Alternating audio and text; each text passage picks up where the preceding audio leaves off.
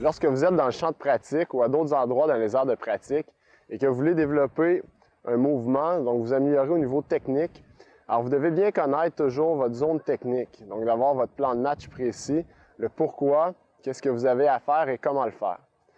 Maintenant, un coup que tout ça est déterminé, soit seul ou à l'aide d'un entraîneur, eh bien, vous voulez absolument, dans votre zone technique, vous permettre, pour chaque mouvement en dynamique et statique, de développer la sensation réelle. Alors, pour Focus Golf, il y a deux types de sensations.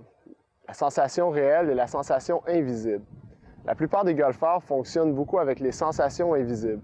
C'est-à-dire que vous avez une sensation lorsque vous jouez ou lorsque vous vous entraînez. Et puis, cette sensation, lorsque vérifiée sur vidéo, n'est pas exactement ce que l'on voit. Par exemple, une personne a la sensation que les hanches restent stables, mais lorsqu'on regarde sur vidéo, on voit que les hanches bougent latéralement. Alors, c'est ce qu'on appelle une sensation invisible. Une sensation réelle, eh bien, c'est l'opposé. Une sensation réelle, c'est une sensation que lorsque vous portez attention sur cette sensation et que vous frappez une balle, eh bien, vous faites exactement ce que vous ressentez. Alors, c'est ce qu'on voit sur vidéo. Donc, pour vous permettre de développer la sensation réelle, vous devez avoir un éducatif qui vous permet de faire des répétitions efficaces et donc de développer cette sensation.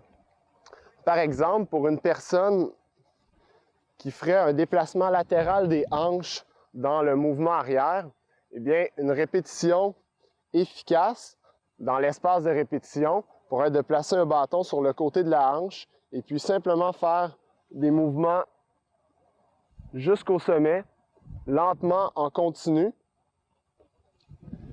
et puis de vérifier si les hanches restent bien stables au niveau latéral. Et puis, par la suite, quand que cette sensation est développée, eh bien, vous allez la transférer sur la balle.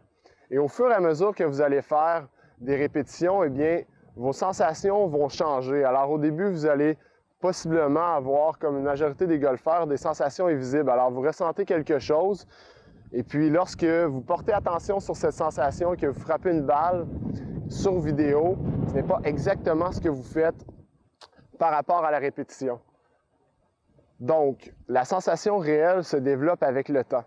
Alors, vous devez prendre le temps de faire des répétitions pour vous permettre de développer cette sensation réelle. Alors, chaque fois que vous voulez regarder si ce que vous êtes en train de développer vous donne ce que vous voulez, eh bien, c'est important soit de vous filmer ou de vérifier dans le miroir ou d'avoir l'avis de quelqu'un, d'un entraîneur pour vous permettre de prendre conscience de ce que vous faites.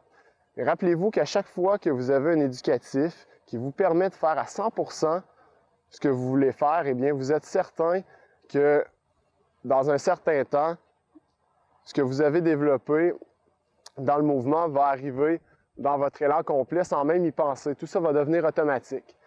Alors, la sensation réelle, c'est ça, c'est la magie que tout devienne automatique.